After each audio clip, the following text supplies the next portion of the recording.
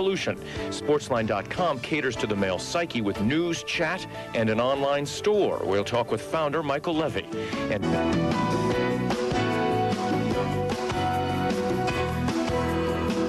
Now, proving that you don't have to be a hyper-caffeinated yuppie to be a success on the web. We'll talk to the founder of Sportsline USA, one of the first websites to nail down a big promotional deal, sign up major athletes, and is now selling sports stuff when CNNFN returns.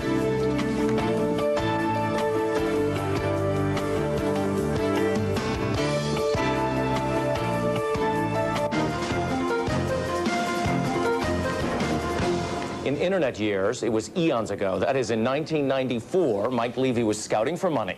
He made his pitch over 20 times before striking gold. His ace in the hole back then was a connection to Joe Namath's business agent, who found an investor for his sports information site, now known as Sportsline USA. Namath soon became the first Sportsline spokesman. And just 3 years after its inception, Sportsline USA signed a 5-year, $62 million deal worth of promotions with CBS. Joining me now with more on his e-business is Michael Levy, founder, president, and CEO of Sportsline USA. How are you tonight, Mike? Great, Donald. Good to have you here. One reason we've got you here is because your business now is more e-commerce, or at least you're trying to get an e-commerce business going. Tell us about that.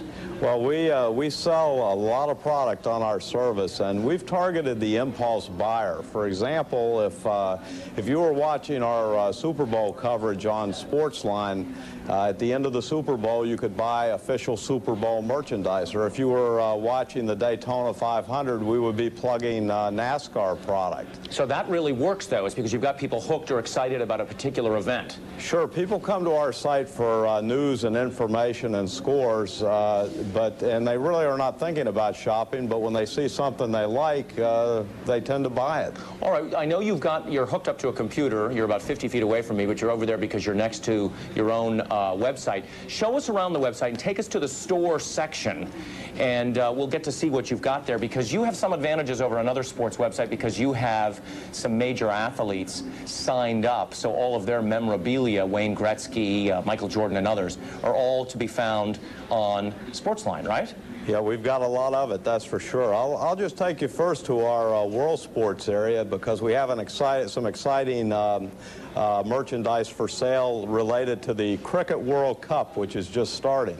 Are you kidding me? I mean, is that important to your audience? Yeah, it sure is. For example, right here, if I click on this Pakistan shirt, you can buy a Pakistan official replica match shirt. And it turns out we're really selling a lot of cricket merchandise going into the World Cup. That is fascinating, because I would think that a lot of major sports equipment stores would ignore something like Pakistan and cricket. Well, actually, it's pretty interesting. If I go back to the Crick shop on a worldwide basis, you can see we've got New Zealand hats, and we've got South Africa World Cup polo shirts. It's really pretty interesting. Now, let's be honest about this. Has Sportsline USA made any money yet?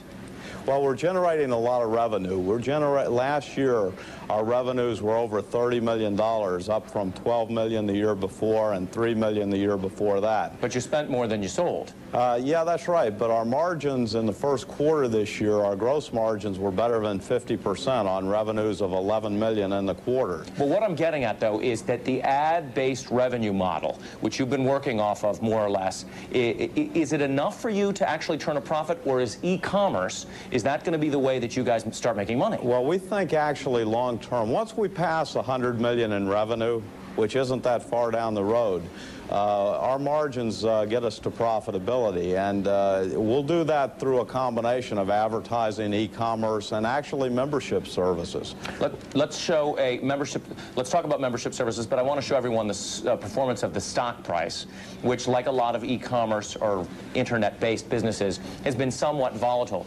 But tell us about subscriptions and the whole revenue model in general. Okay, the revenue model consists of advertising at about just over 50%, and we have a lot of the major sports sponsors on with us on a regular basis. For example, for the NCAA basketball tournament, just for the tournament, we had over $3 million in advertising revenue. From Sun Microsystems, Volvo, Visa, Budweiser, and a number of others. E-commerce is up to around 20% of our business right now, and memberships, subscription services, and content licensing make up the other 30%. Well, good for you for trying to get revenue from all corners of that type of business. One question that everyone's asking now about websites and e-commerce businesses is stickiness. And the term means how long do people stay on your website? Do they stay a long time with you? It depends on what's going on. If it's during the first few days of the NCAA basketball tournament, people will stay on for 30 or 40 minutes at a time as they're checking the scores while they're at work. But the average person stays on our site for about 10 minutes at a time. So that's good or not so good? Yeah, we think it's good. You know, we reached in the United States alone over 4.6 million unique visitors in March. And when you think about it, that's far more than any newspaper in the country reaches. Michael Levy, we have to leave it there, but thanks very much for joining us. Congratulations on the progress so far. Okay, thank you, Donald. Good to have you here. Sportsline USA is his company and one of the pioneers in terms of websites.